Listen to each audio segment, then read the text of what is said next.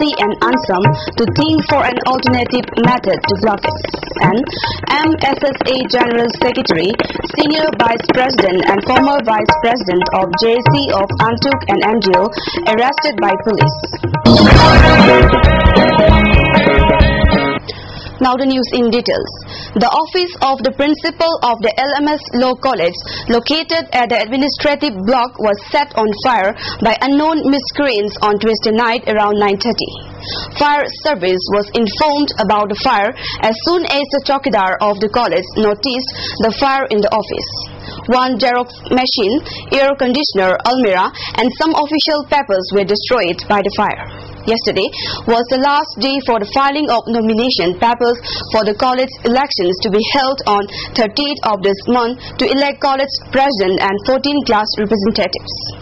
Some students of the college, including candidates for the president, alleged that the principal of the college, who is also the chairman of the election committee, has failed to discharge his duties and is not in good terms with the students.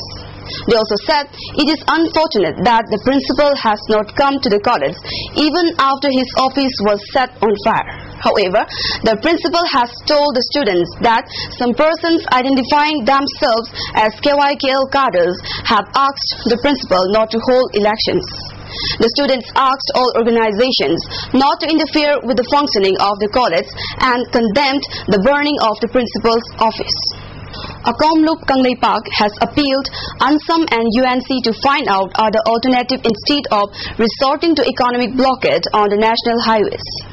Speaking to the media persons at the office of the Loop today, General Secretary T. Indrajit said due to economic blockade launched by ANSAM and UNC from 12th of April, the people of the state has faced immense problems and difficulties.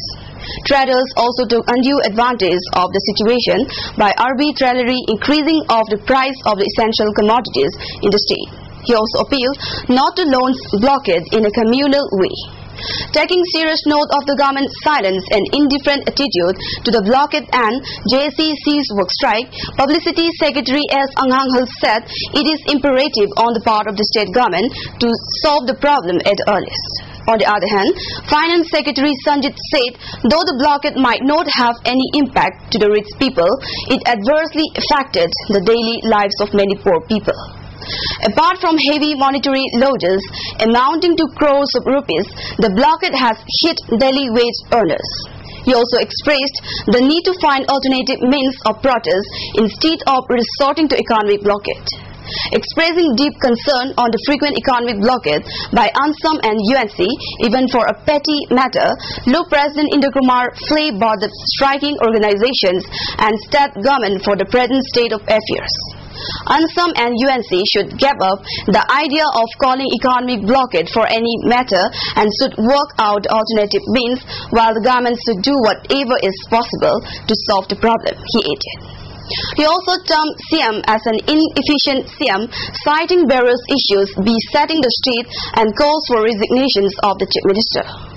The police arrested General Secretary of Manipur Secretariat Service Association, Purujit Larik Yenbom, and former Senior Vice President of JC of AMTUK and MGO, Tongbram Tikendrajit, on Tuesday night, and Senior Vice President Ningthausam Manihar today.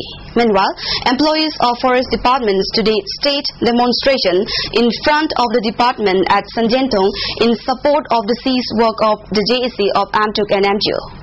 They urged the government to bring about a solution to the problem in the near future in the interest of the people. It may be recalled that many state departments in Manipur have joined the cease work of the JC of AMTUK and MGO, demanding implementation of the recommendations of the 6th Pay Commission in total.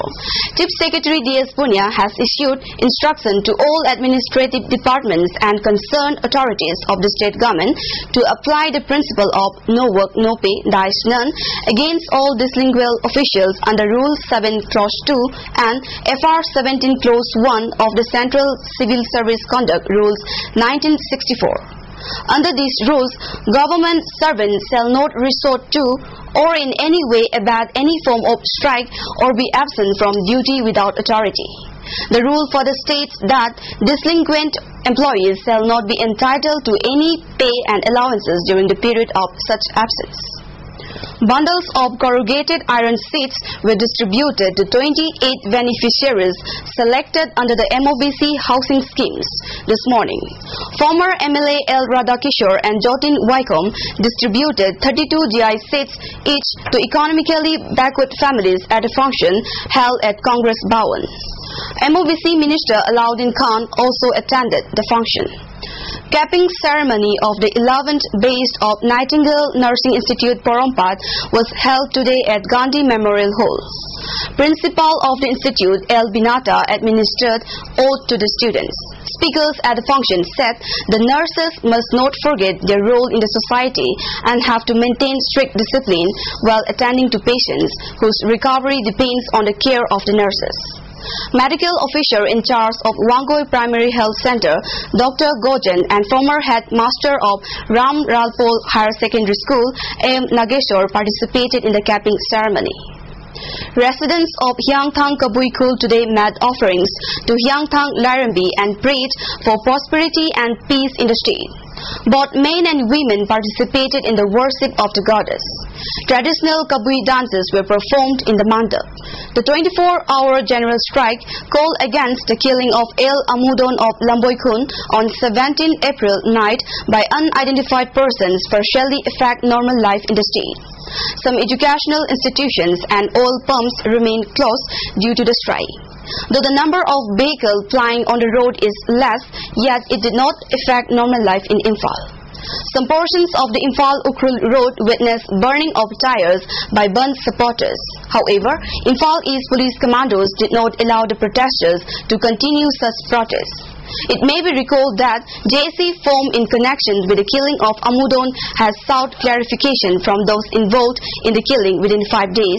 As the clarification did not came from any quarter, JC resorted to the 24-hour general strike from the 27th April midnight to 28th midnight. Pakhangba Cheng Hongba was observed today at the Pakhangba Sanglen in Kangla. It was observed jointly by Kangla Religious Committee and Kangla Fort Board. This program has been observing since the ancient period to have surplus production of food crops. Devotees sour rice and whatever available to Ibudao Pakhangba and prayed for surplus and bountiful production of food crops. Manipur State Human Rights Commission today recommended Union Home Ministry, State Home Ministry, National Human Rights Commission and other states' Human Rights Commission for repeal of Armed Forces Special Powers Act. Earlier, the Commission had recommended for insertion of human rights to the preamble of the Constitution of India. MHRC member N.G. Nongyai, speaking to media persons at his office chamber at Lumphil, said the dreaded act will some days disintegrate the unity of the nations. He said half-literate armed personnel have been committing various crimes against humanity under the shadow of the act. Many women have been raped, tortured, many innocent persons were killed in fake encounter under the act, the MHRC member said.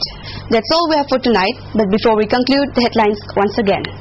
LMS Law College Principal's Office set on fire by unknown miscreants on Tuesday night. A Kamloops appeals to UNC and ANSAM to think for an alternative method to blockage.